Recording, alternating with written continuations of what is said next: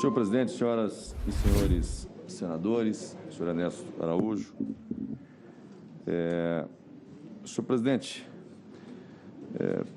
percebe-se muito claramente que o objeto dessa CPI vem se transformando a cada dia em CPI da cloroquina, em CPI da carta da Pfizer, CPI do gabinete paralelo,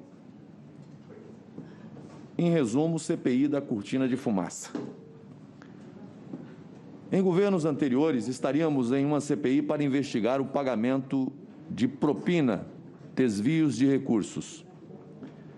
Diante de tantos contratos bilionários que o governo federal fez, especialmente durante esse tempo de pandemia, não há uma insinuação, um indício sequer de corrupção. Na falta disso, a CPI discute se um medicamento é ou não eficaz, como se até hoje houvesse consenso científico no mundo acerca de remédio com eficácia para tratamento da Covid-19. O que fariam os médicos do Brasil e de todo o mundo se tivessem que esperar remédios com bula indicando eficácia contra a Covid para atender os milhões de pacientes que chegavam todos os dias aos hospitais com sintomas graves, muitos deles com risco iminente de morte? Agora, uma vez que os testes forem comprovando os que são e os que não são eficazes, evidentemente que os médicos saberão com maior segurança quais deles receitar. Interessante que a Pfizer sugeria que sua vacina pudesse ter problemas, efeitos colaterais, mesmo depois de ter sido testada e aprovada nos Estados Unidos. Por isso, não assumia os riscos.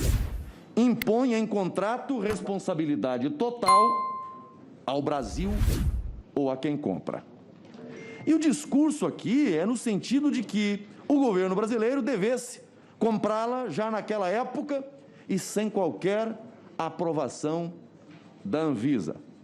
A própria Pfizer reconheceu aqui que não havia condição legal para se fechar contrato antes da mudança da lei aprovada no Senado. Mas volto.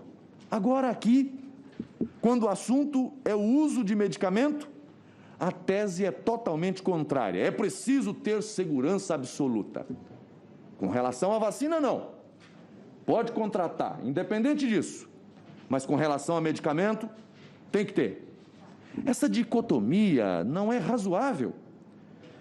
Em governos anteriores, estaríamos assistindo a operações da Polícia Federal com bilhões de reais escondidos em apartamentos ou depositados em contas no exterior.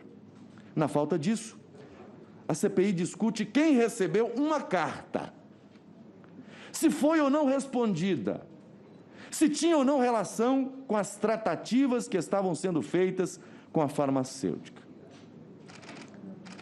Em governos anteriores, estaríamos discutindo as práticas de associação criminosa para saquear os cofres públicos. Na falta disso, estamos discutindo se o presidente reuniu ou não colaboradores para auxiliá-lo em temas sensíveis, como o enfrentamento da pandemia, como se fosse crime qualquer líder buscar aconselhamento para decisões importantes.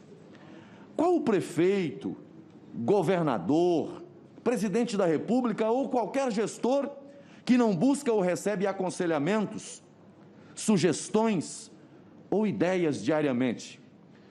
Aliás, quantas sugestões, recomendações, ideias e até minutas de propostas legislativas não recebem constantemente os deputados e senadores? Isso configura gabinete paralelo? Isso, por acaso, é algo criminoso?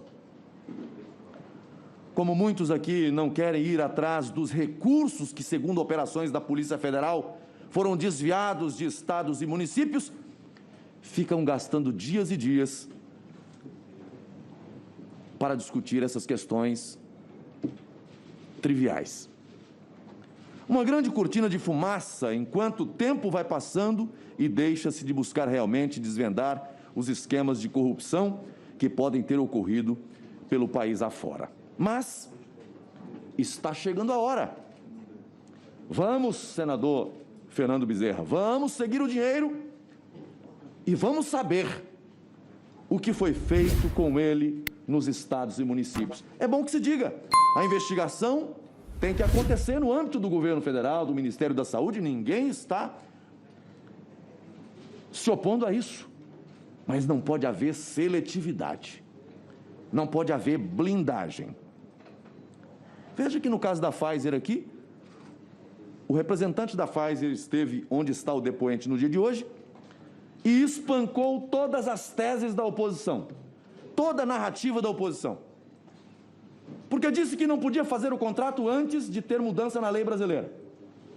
Porque disse que a vacina só foi aprovada nos Estados Unidos no dia 13 de dezembro.